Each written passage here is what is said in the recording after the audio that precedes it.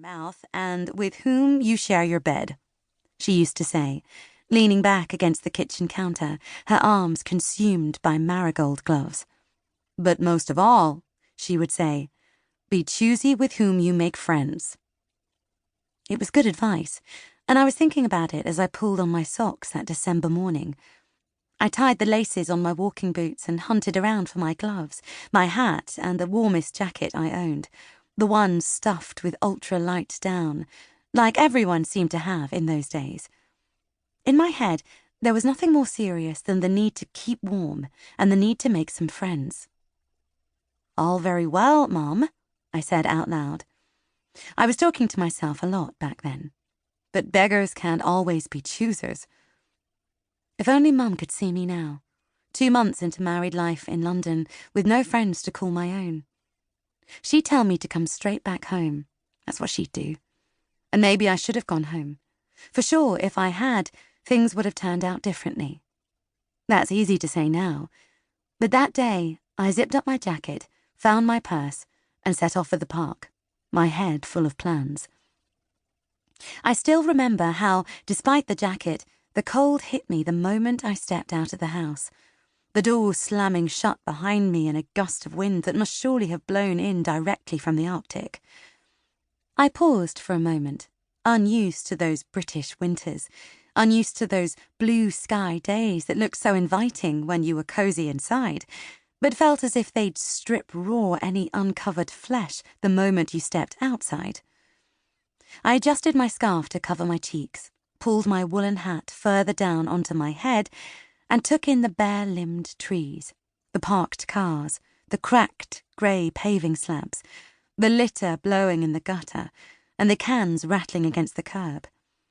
I took in next door's fat tabby cat licking its paws, and the tired-looking, grey-coated people, their faces turned down, hurrying to work. I remember feeling jealous then, of their jobs, their purpose, and of their colleagues, of their silly water-cooler chats, coffee runs and birthday whip rounds. "This is it, babe," I said out loud. "This is London." I set off down the street, looking, I hoped, more confident than I felt. I was on a mission to meet people because, as Jake joked at that point, I had exactly 3 friends: Facebook, Twitter, and Instagram. It was difficult to believe that I should have no real friends in London, and, hand on heart, I was having trouble adjusting to the fact that I knew no one. I'd laughed at his joke, but it had hurt.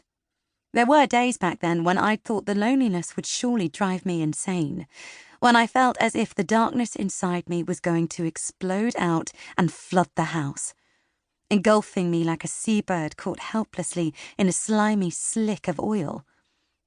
It makes me squirm now, but back then I'd see myself floating down the hall, arms and legs glued to my body, eyes bulging, choking on loneliness, and I'd have to breathe into a paper bag to stop myself hyperventilating.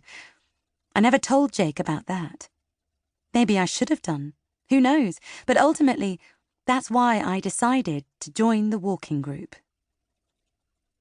At the end of my street, I turned a smart right, crossed the main road, headed towards the park, and arrived bang on time. And so, the story begins. I see the walking group at once. A mishmash of people gathered beneath a huge old oak. Some, in sportwear, are stretching hamstrings and quads. Others are clutching take-out coffees, and had I been worried about what to wear, I realise right there that there's no need. There's a whole range of activewear between the 2 groups. I turn my back to the group and snap a smiling selfie with them in the background, then upload it to Instagram as I walk towards the group. "Hiking London style, #Lloyd Park," I write for the caption, adding a little heart emoji, full of the knowledge that my friends back home will find the image everything it's not. Cute.